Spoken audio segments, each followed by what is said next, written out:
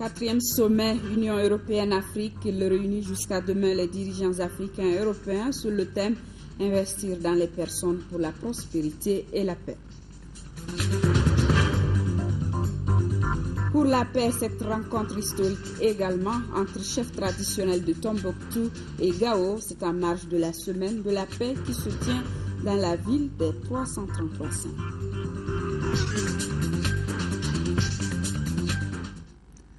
Bonsoir mesdames et messieurs, bienvenue dans ce journal. C'est parti depuis ce matin pour le 4e sommet Union européenne-Afrique. La rencontre réunit jusqu'à demain les dirigeants africains et européens autour du thème « Investir dans les personnes pour la prospérité et la paix ». Les participants discutent de différents sujets dont la paix, la sécurité, les investissements et les migrations. Compte rendu, Ibrahima Traoré. Après le Caire, Lisbonne et Tripoli, l'Europe et l'Afrique se réunissent à Bruxelles au plus haut niveau pour leur 4e sommet. Les dirigeants des deux continents font le point de leurs relations. Le président de la République, Ibrahim Boubacar Keïta, est présent aux côtés de ses pairs pour porter la voix du Mali. Le Mali et plusieurs pays africains et européens font face à d'énormes défis liés à la paix, à la sécurité et au développement. Les chefs d'État entendent donc accorder leur violon pour jeter un nouveau regard sur le partenariat UE-Afrique. Cette coopération fixait des objectifs concrets dans des domaines précis tels que la paix, la sécurité, la gouvernance démocratique et les droits de l'homme. Nos sociétés, nos continents changent rapidement. Il est donc essentiel que nous nous réunissions régulièrement pour voir où nous en sommes, où nous allons. Et aussi pour prendre du recul, peut-être même pour s'affranchir de la vision passée que nous avions de l'autre et de nous-mêmes. Durant ces 48 heures, les discussions porteront également sur des thématiques mondiales importantes comme le changement climatique et les cadres de développement pour l'après 2015. Bref, le sommet devrait donner lieu à l'adoption d'une déclaration politique embrassant l'ensemble des thèmes relatifs aux relations entre l'UE et l'Afrique. Un document précisant les modalités de la coopération de continent à continent dans le cadre de la stratégie commune Afrique-UE pour les 3 ans à venir devrait également être adopté.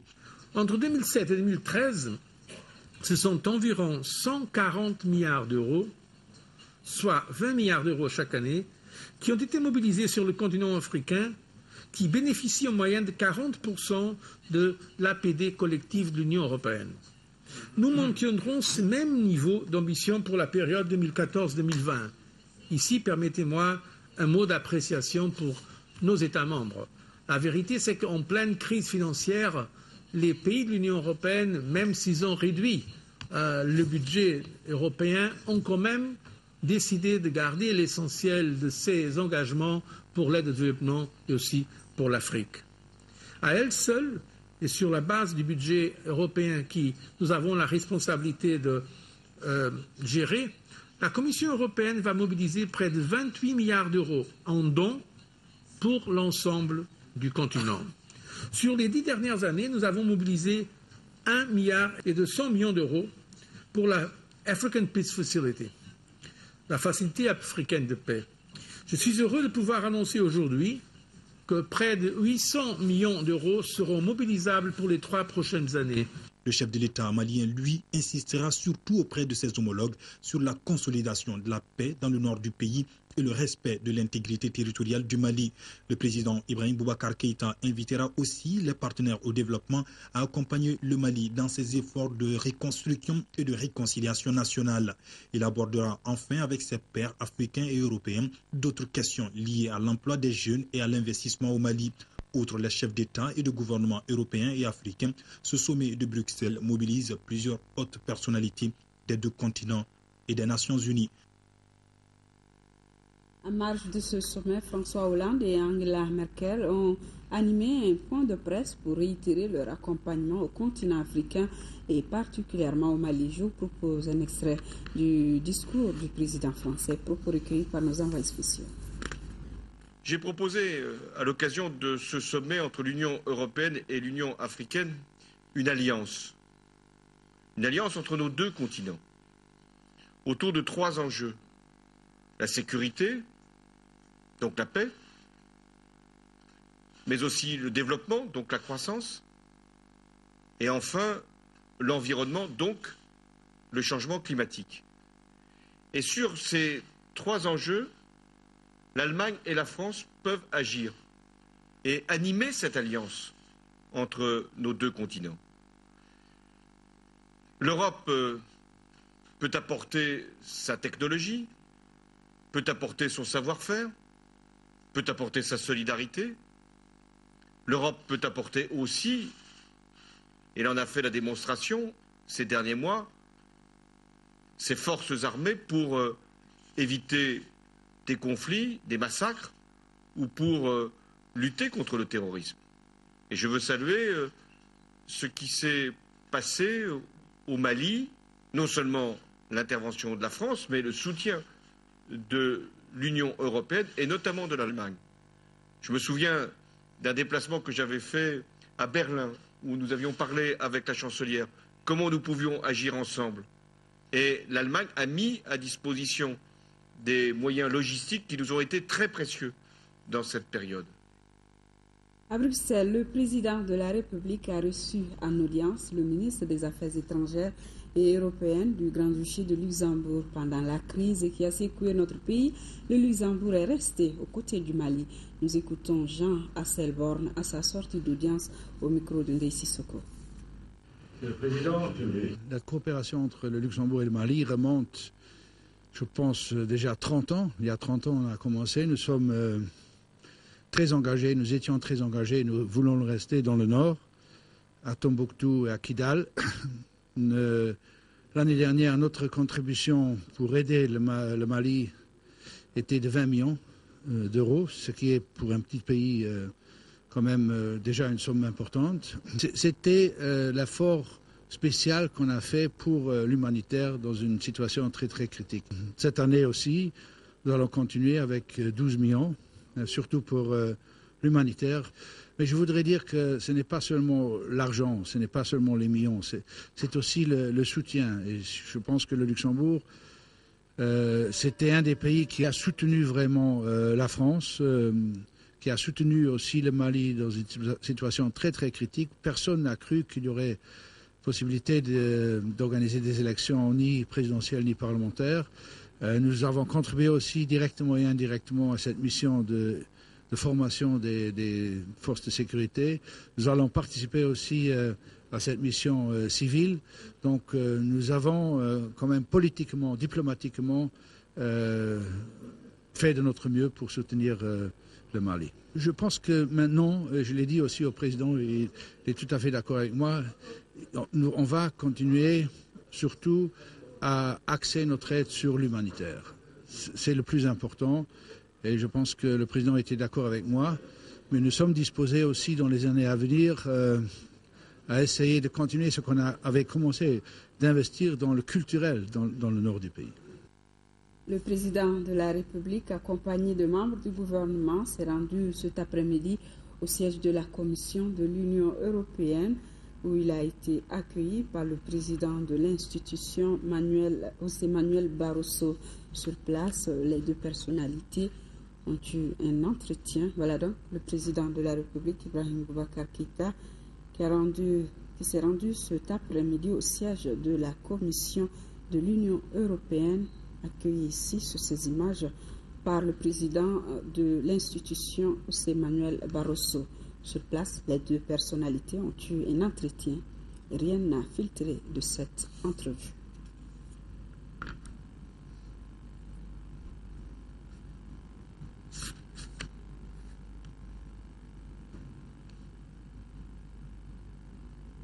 Ce forum économique UE-Afrique mobilise dans la capitale belge 500 participants. Hier, après l'intervention du président Ibrahim Boubacar Keïta au forum sur la jeunesse, nos envoyés spéciaux ont recueilli les réactions de quelques participants. Nous vous proposons de les écouter. Excellente intervention. Simplement, je pense qu'il faudrait réellement prendre en considération la volonté qu'exprime aujourd'hui la jeunesse malienne et la jeunesse africaine dans son ensemble en ce qui concerne une réelle implication pour le développement de notre Afrique. J'ai bien apprécié l'intervention du président parce que justement, il y a un focus qui est mis sur l'entrepreneuriat. Donc nous, au niveau de la Chambre de commerce Europe-Afrique, c'est un de nos axes prioritaires, l'entrepreneuriat et surtout par les jeunes. Donc on vient du Burkina Faso, justement, on a mis en place un business center pour encourager et soutenir les jeunes dans ce cadre-là. Et je pense que cette initiative et ces différents programmes qui ont été mentionnés par le chef de l'État sont des points absolument importants. Et donc, nous avons l'intention d'appuyer également le gouvernement du Mali dans cette démarche-là, particulièrement en dirigeant le secteur privé étranger intéressés par investir au Mali et aussi soucieux de finalement faciliter ce transfert de compétences entre le secteur privé et les jeunes entrepreneurs. Il faut juste maintenant que ce trésor, qui soit minier, qui soit de l'agriculture, qu'on arrive à mobiliser les hommes, à mobiliser cette jeunesse en les formant pas dans nos structures de développement éducationnel anciens, mais à inventer une nouvelle éducation, comme on a su inventer un saut technologique en téléphonie, inventer, repenser l'éducation qui colle à la réalité du pays. On a besoin d'agriculteurs, on a besoin d'apprentissage, on a besoin de gens qui tout de suite vont aller au travail, pouvoir vivre, pouvoir gagner de l'argent et enfin payer leur électricité, payer leur développement. Donc il est important que nous puissions travailler dans le sens non seulement d'encadrer, dans le sens de faire en sorte qu'il y ait une maîtrise de la jeunesse, mais également dans le sens de faire également en sorte que cette jeunesse devienne réellement un potentiel, un atout pour le développement du pays.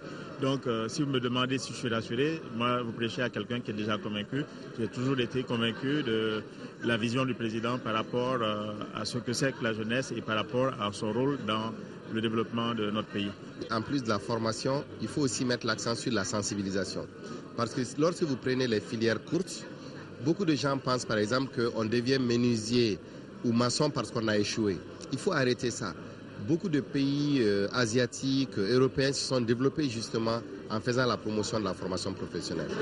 Vous voyez que le financement s'inscrit en priorité, n'est-ce pas, dans la problématique de la mobilisation du secteur privé africain pour la croissance durable et le développement.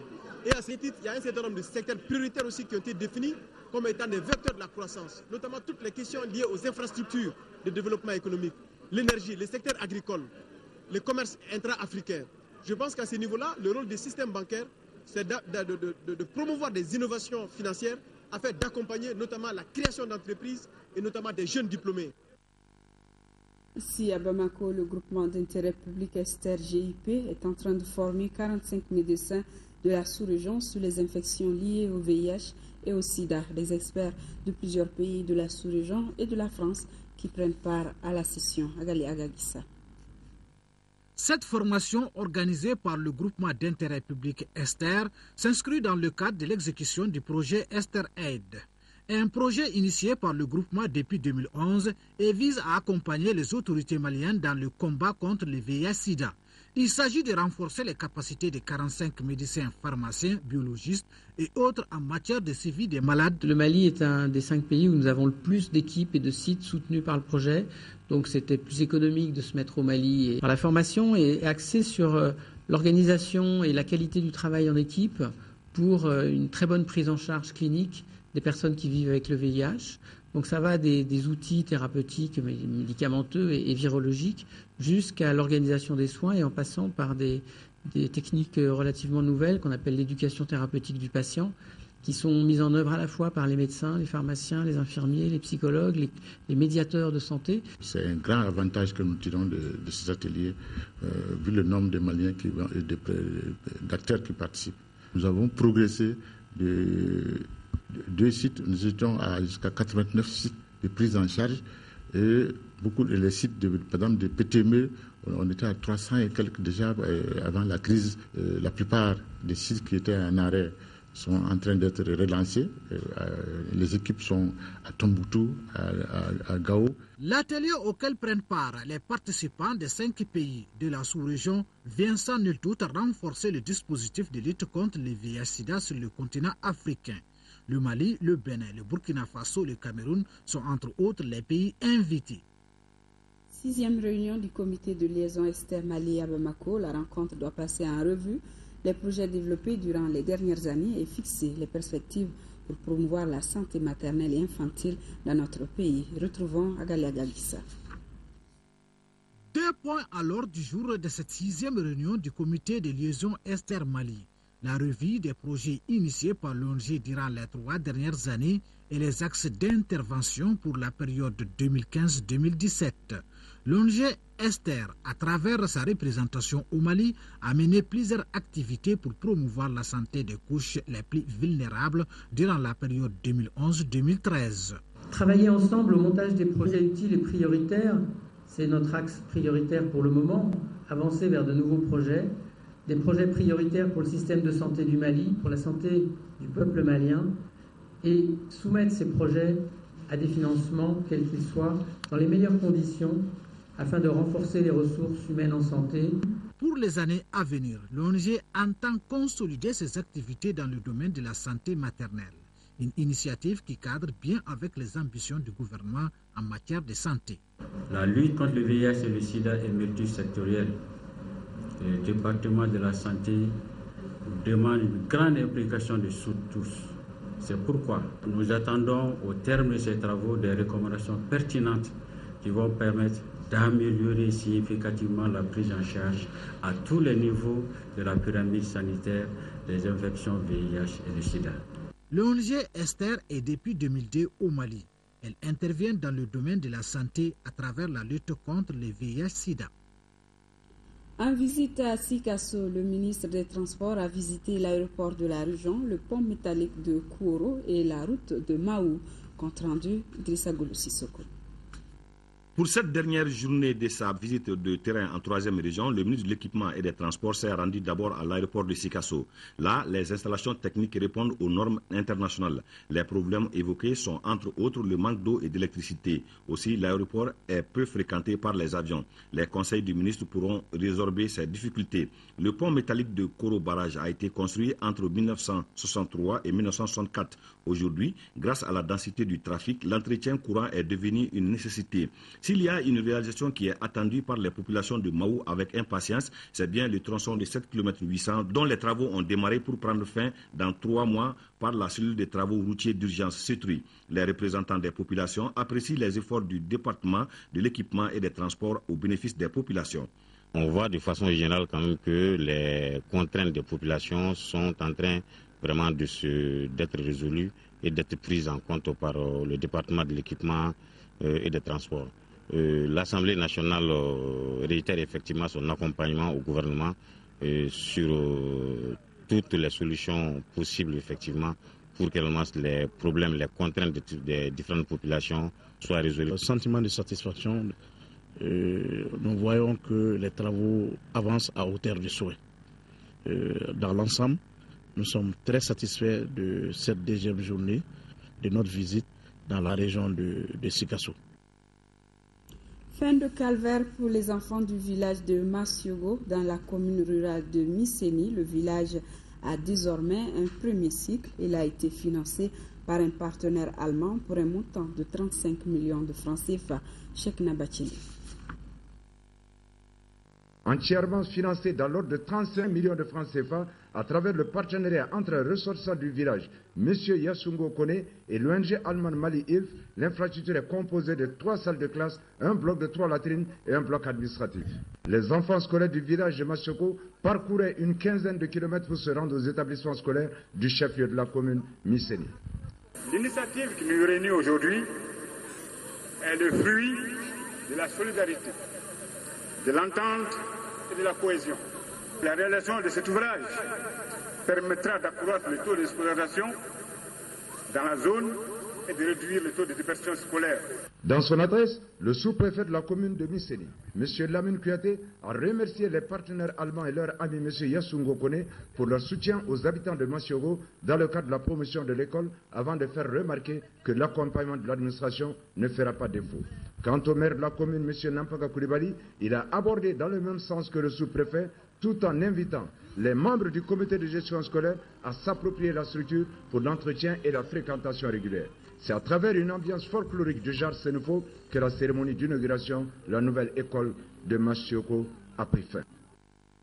Rencontre historique entre chefs traditionnels de Tombouctou et Gao, c'est en marge de la semaine de la paix dans la cité des 333 saints. Le chef coutumier de Tombouctou, Yahya Omar Al-Kaya, avait invité ses frères de Gao afin de renouer avec une vieille pratique, à savoir les concertations traditionnelles. Les deux chefs se sont donc engagés à s'investir désormais pour une paix définitive dans leur localité. Yahya Tandina, compte rendu. Cette rencontre des chefs coutumiers de Gao avec leurs homologues de Tombouctou est une parfaite illustration de la paix et de la réconciliation nationale recherchée. Une initiative du chef coutumier de Tombouctou qui voulait partager sa vision de paix avec ses frères de Gao. La présence de mes homologues de Gao est une fierté pour moi de les recevoir ici à Tombouctou. Et nous avons vécu l'occupation ici sur place. Il faudra qu'on revienne à la source. Qu'on le veuille ou pas, on est obligé de revenir à la source. Ce n'est pas quelque chose qu'on a acheté. On l'a trouvé, on l'a hérité. Et personne ne peut l'enlever. Personne. Dernier mot, je souhaite un bon retour à la paix. Cette paix tant recherchée. C'est en présence des notables et du conseil de la chefferie traditionnelle que les différentes personnalités se sont engagées à renouer avec les valeurs ancestrales, à savoir les contacts permanents dans la gestion des crises de leurs terroirs respectifs. Nous sommes venus dans la rencontre de réconciliation, la semaine de la réconciliation de Tombouctou. Donc il est obligé dans le cadre de la réconciliation qu'il y ait un travail transversal. Parce que ce travail doit se passer en dehors des rencontres formelles. Parce que si on veut atteindre cet objectif de pouvoir réconcilier nos communautés, de pouvoir atteindre la mission qui nous est confiée par la nation, il est obligé qu'on fasse des rencontres informelles comme celle-là. Les assises de Tombouctou ont ainsi apporté leurs fruits, car depuis 40 ans, un chef traditionnel de Gao ne s'est pas entretenu physiquement avec celui de Tombouctou. Swiss Bullion Company SBC Africa vient de mettre à la disposition de la population de Sitakali dans le cercle de Kenyeva une adduction d'eau réalisée pour près de 22 millions de nos francs. Le ministre de l'Industrie et des Mines a inauguré l'installation vendredi dernier. Nouhoun Sissoko. Un forage équipé de pompes solaires, d'un château d'eau, d'un bassin et de bornes fontaines, voilà qui constitue cette adduction d'eau sommaire. Elle a été offerte par Swiss Bullion Company SBC Africa à la commune de Sitakili. Ces équipements doivent permettre d'approvisionner la population en eau potable, ce qui va contribuer à la diminution des maladies liées à l'eau. Une telle réalisation d'un coût de 21 870 000 francs CFA par la société Swiss Bullion Company au profit des populations de Sitakili s'inscrit en droite ligne dans la nouvelle vision des nouvelles autorités du Mali dans le cadre d'un développement durable capable d'assurer un avenir meilleur à nos populations pendant et après l'ère de la production aurifère. Cette population pratique l'orpaillage qui nécessite l'utilisation de l'eau dans le traitement. Nul besoin de vous dire quelle importance a ce forage dans la communauté et dans la vie communautaire de Sitakili. Je vous exhorte en conséquence à assurer à ce forage une longue durée de vie en assurant un entretien permanent de ces installations. Un comité de gestion sera mis en place pour veiller au bon fonctionnement de ce point d'eau. SBC Africa entend aussi accompagner les orpailleurs afin d'éviter l'utilisation de produits chimiques toxiques dans leurs activités. Démarrage des travaux de construction du centre de santé du village de Komoulu dans le cercle de Yélimane. La réalisation de ce centre coûtera 90 millions, financé par les ressortissants du village en France. Jafar Haïdara. Ce coup de pelle marque le début des travaux de construction du centre de santé de Komogoulou, un village de la commune de Tambakara, cercle de Yélimane. Ce village compte 5000 habitants. Ce centre comprendra une maternité, un dispensaire et un logement pour le médecin-chef. Il est entièrement financé par les ressortissants du village en France. Nous pensons quand même que depuis longtemps, ce village mérite un centre de santé par rapport donc aujourd'hui au développement donc, du cercle, par rapport au développement de la région des Cailles et par rapport même au développement du Mali. On s'est réjouit aujourd'hui de ce village où il n'y a aucun problème entre les migrants qui sont en France, qui sont en Europe, qui sont aux États-Unis, et même les populations autochtones qui sont dans ce village. Vraiment, c'est l'entente, la cordialité, il n'y a aucun problème. Ce centre de santé qui coûtera plus de 90 millions de francs CFA sera bâti sur 1 hectare et permettra aux populations de Komogulu de ne plus faire des kilomètres pour leurs consultations. Mais ce que nous demandons au gouvernement, nous avons commencé notre projet. Et s'il plaît à Dieu, ce projet sera réalisé.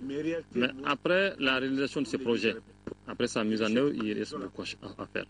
Pour ce qui concerne par exemple le personnel, particulièrement les équipements, donc nous lançons cet appel au gouvernement pour qu'il nous vienne en appui. Les travaux sont exécutés par l'entreprise Amidou Doukouré pour une durée de 4 mois.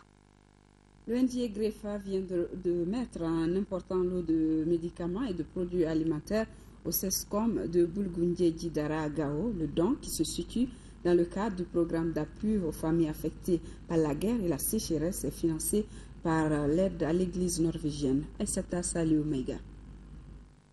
Ce lot de produits composés de médicaments, de moustiquaires imprégnés et de produits alimentaires est destiné aux centaines de femmes enceintes et allaitantes ainsi qu'aux enfants malnutris. Cette action de l'ONG Grefa, groupe de recherche d'études de formation, Femmes, Action et de l'aide de l'Église norvégienne va permettre de couvrir l'aire de santé du CSCOM de Bulgundje-Djidara. L'appui alimentaire composé de mil, haricots, huile, sel sera donné aux femmes enceintes, allaitantes et aux enfants malnutris. Il permettra, j'en suis sûr, de lutter contre la malnutrition dans toute l'aire de santé du CSCOM. Cet appui important est le bienvenu car il aidera, j'en suis persuadé, la population de l'aire de santé de Bulgundje-Djidara à prendre en charge les cas de maladie, la prise en charge alimentaire des femmes enceintes, allaitantes et enfants malnutris. En plus de cette donation, plusieurs actions entreprises par le programme d'appui aux familles affectées par la guerre et la sécheresse ont vu le jour à Gao. 727 personnes ont reçu de la nourriture dans le cadre de la distribution gratuite de vivres en 1000 haricots huile. 169 femmes ont reçu 0,85 tonnes de semences. Cet appui au CSCOM de Bulgundje-Djidara prendra également en charge 2 agents de santé, le tout sur financement d'aide de l'Église norvégienne. Problématique de sortie de crise, c'est le thème de la conférence de presse organisée par l'Alliance des démocrates patriotes pour la sortie de crise. Objectif, engager une discussion constructive. Youssouf Diakité. Les responsables de l'Alliance des démocrates pour la sortie des crises ont voulu cette conférence de presse pour apporter leur contribution à la résolution définitive de la crise qu'a connue le pays en 2012. Occasion pour eux d'approfondir avec les journalistes la réflexion autour des propositions concrètes de sortie des crises. Deuxième anniversaire de la création de l'ADPS.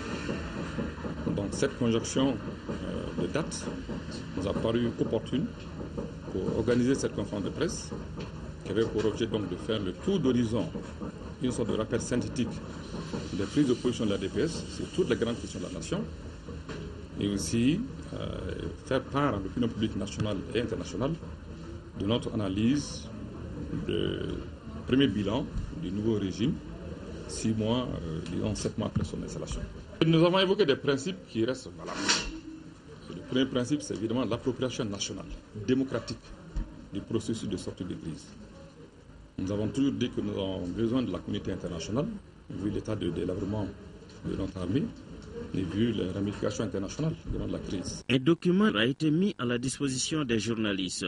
Un document qui retrace toute la problématique de la crise et des solutions envisageables. Comme solution, on peut citer par exemple le renforcement du dialogue national, de la cohésion et la sauvegarde du bien-être social. Le nouveau secrétaire général de l'UNTM, Yacouba Katile, a pris fonction aujourd'hui. La cérémonie de passation entre le bureau sortant et entrant s'est déroulée à la Bourse du Travail. Yacouba Katile va diriger un bureau exécutif de 48 membres pour un mandat de 5 ans.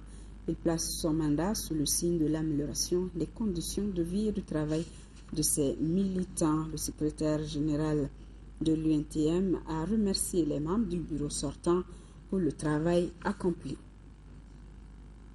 Les acteurs du programme d'appui au secteur agricole du Mali, PASAM, et leurs partenaires ont tenu ce matin la 9e session ordinaire du comité de pilotage. Objectif, approuver le bilan de la phase de prorogation.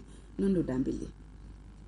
Fruit de la coopération entre le Mali et le Danemark, le programme d'appui au secteur agricole du Mali PASAM a été lancé en 2008 pour une durée de 5 ans. À l'instar des autres projets, il a connu une suspension temporaire de financement. C'est donc dans un souci d'aboutir à une clôture du programme à la satisfaction des bénéficiaires que les autorités maliennes et danoises ont décidé une prorogation des activités jusqu'à la fin du mois de décembre 2013. Après plusieurs réalisations sur le terrain à Mopti et à Tombouctou pour plus d'1,9 milliard de francs CFA, cette 9e session du comité de pilotage se doit d'examiner le bilan du plan d'opération 2012-2013 du programme.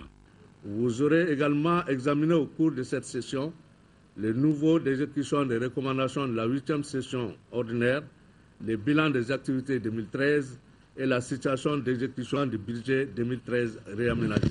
Rappelons qu'après la prorogation du programme, 61 contrats de construction d'infrastructures de production, de pistes rurales, d'équipements marchands, d'acquisition de matériel de conservation et de transformation ont été réactualisés au titre de la composante C.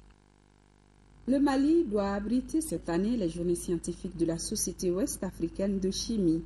La commission d'organisation s'est réunie ce matin pour informer sur les préparatifs. Son président, professeur Younous Amédiko, nous donne plus de détails au micro de Agali Agadissa. L'objet de cette réunion, c'est essentiellement l'organisation des 16e journées annuelles de la Société ouest-africaine de chimie à travers sa section nationale du Mali. En même temps, ce sera l'organisation du 20e anniversaire de la SOACHIM elle-même. Donc, c'est des rencontres régulières qui se passent dans différents pays chaque fois. Cette année, c'est notre pays qui va les abriter. Ces journées ne sont pas encore bien définies. Toutes les universités ouest-africaines, en tout cas francophones, sont membres. Notre pays a un grand intérêt à abriter un rassemblement scientifique, surtout de ce niveau. Et tous les savants seront là.